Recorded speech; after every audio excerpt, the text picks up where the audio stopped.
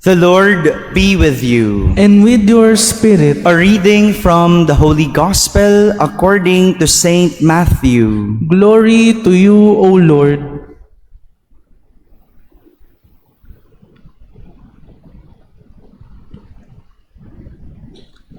Jesus told his disciples this parable.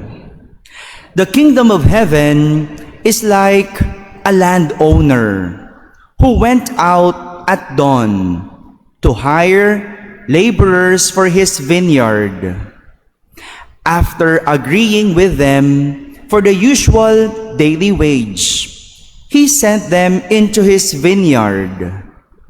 Going out about 9 o'clock, the landowner saw others standing idle in the marketplace. And he said to them, "You too go into my vineyard, and I will give you what is just."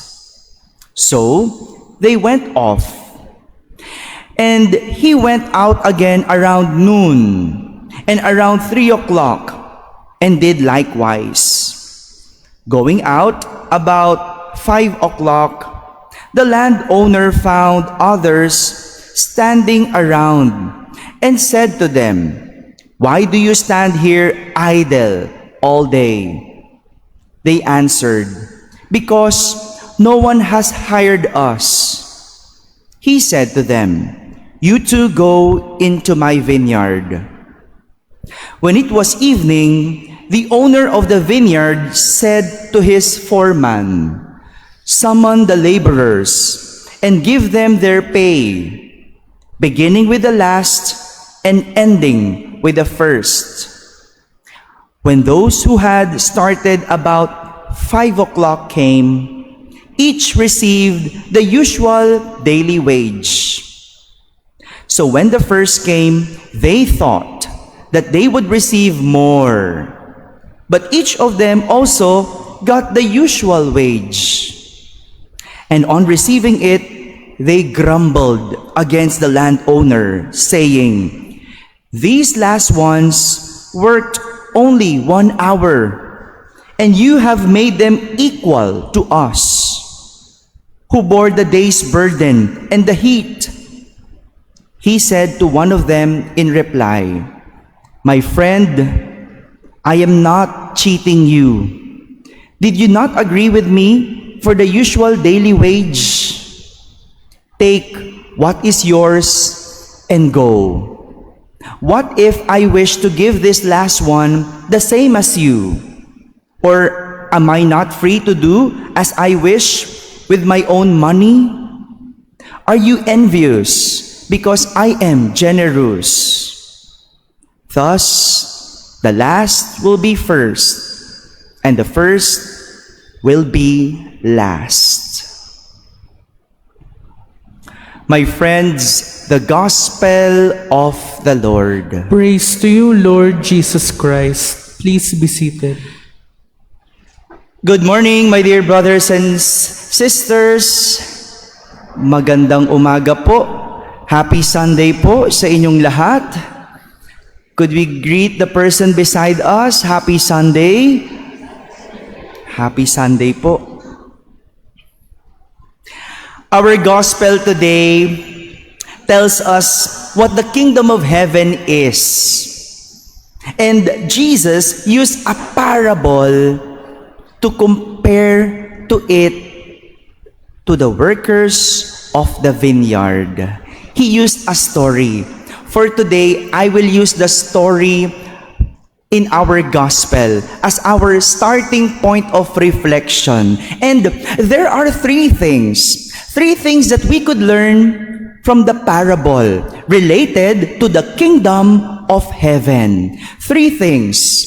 First, heaven is for those who are willing to work. Heaven is only for those who are willing to work. So if you do not want to work, heaven is not for you. Malinaw po ba yon? In short, bawal tamad. Bawal po. Kaya kung ayaw mong kumilos, ang langit ay hindi para sa'yo. I'm sorry to say that because that is what we heard in our parable. Like the workers who were called by the vineyard owner from morning to the last hour of the day. All of them worked. Walang hindi nagtrabaho. Kahit pa nung nagsimula ng umaga, nagtrabaho. Kahit nung huli na tinawag, nagtrabaho pa din. Magkakaiba man sila ng oras ng pagtawag, sa huli, lahat nagtrabaho. Lahat kumilos. You know, my dear brothers and sisters, during that time, laborers did not have a steady work or income. Wala, hindi katulad natin ngayon, kailangan ma-regular. Hindi katulad natin ngayon, kahit tatamad-tamad, no? Mag-iisip lang ng paraan, bukas, Lunes, lalagnatin yata ako. Meron pa ring sweldo, kasi may sick leave. Uulan yata bukas, uunahan ko na. But during that time, wala. No steady work, no steady income. That is why nothing will happen if you will not work. Walang mangyayari sa'yo kung hindi ka magtatrabaho. So they have to work on a day-to-day basis, every day. Hindi pwede yung nag-work na ako last week, leave naman ako next week. Deserve ko naman ito. Ganyan tayo no? Maka-deserve, no? But during Jesus' time, they have to work every day. From which they will get their pay. No work, no pay. No one goes to heaven by doing nothing. Wala po itong iniwan sa mga pangarap natin. Kung ayaw mong pagtrabahuan, huwag mong asahan na ito ay iyong makakamtan. Bar exam po ngayon, may mga nagte-text po sa akin, Father, please pray for my son or daughter. Please pray, magbabar exam po ako ngayon. May bar po. So, you have to work for it. You cannot only ask for it. Ang pangarap, hindi yan nasa isip. Tinatrabaho para mangyari. Same as marriage. If you want your marriage to prosper, work for it. Same with graduation. You have to work for it. With a good life, you have to work for it. Kaya, work po tayo. Opo. Bawal ang tamad. Because heaven is for those who are willing to work. That's one. Second, heaven is for the righteous. Ang langit ay para sa mga matutuwid. Like the owner of the vineyard who never cheats and gives what is just to the laborers, which is the day's wage. Walang puwang sa langit ang may ugaling pangit. Nulit ko po, ugali po yung pangit. Walang puwang sa langit ang may ugaling pangit. Kaya hindi pwede kahit na ang ugaling inggit. Katulad nung mga trabahador na unang tinawag, sa halip na magpasalamat sa tinanggap, nakatingin sa tinanggap ng iba. Why did they complain? Because they were not looking at what they received. They looked at what others received. They compare from others. That's why they failed to be grateful. This is the reason why people become ungrateful. For they do not look what has been given to them. Instead, they look at what has not been given them. Hindi nakikita kung ano ang ibinigay, kundi kung ano ang hindi ibinigay. Bakit ba ganun tayo? Bakit ganun? Tinitingnan natin, ba't naman siya isang take lang ng exam, nakapasa na? Ako naka-4 na. Hindi mo man lang pagbigyan, Lord. Bakit siya maganda ang buhay? Ako hindi. You cannot question that It's so hard to question that because of number 3. Number 3 is heaven is a gift from God. That's why you cannot question it. Whether we like it or not, heaven is still a gift. It must be given, not asked. Sadya po may mga bagay na hindi mo pwedeng hingin. Pwede mong pagtrabahuan, pero depende pa din kung ito ay ibibigay. The minimum that we could do is to work for it. But because it is a gift, all the more it becomes special. Hindi mo pwedeng hingi ng graduation. Hindi mo pwedeng hingi ng bar exam. Hindi mo pwedeng hingin ang magandang pagsasama o magandang kasal. No?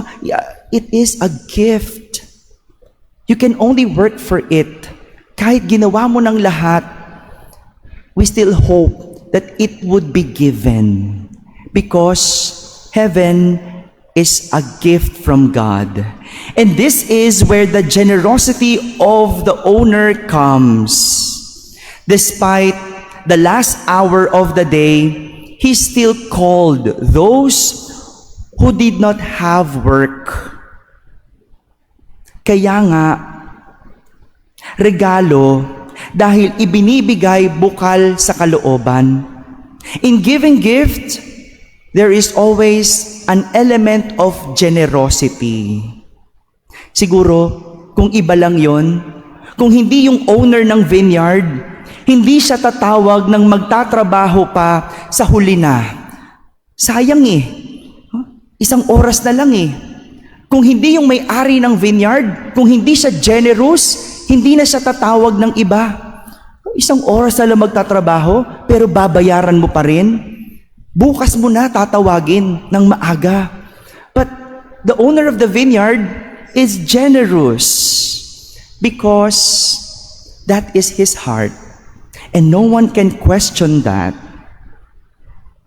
Kaya nga ang pinapaalala ni Propeta Isaías sa ating unang pagbasa, what the Lord said, "My thoughts are not your thoughts, nor are your ways my ways." Ang isip ng Diyos ay hindi natin kaisipan at magkaiba ang ating daan. We cannot question God, especially when He is giving gift. We can only be grateful.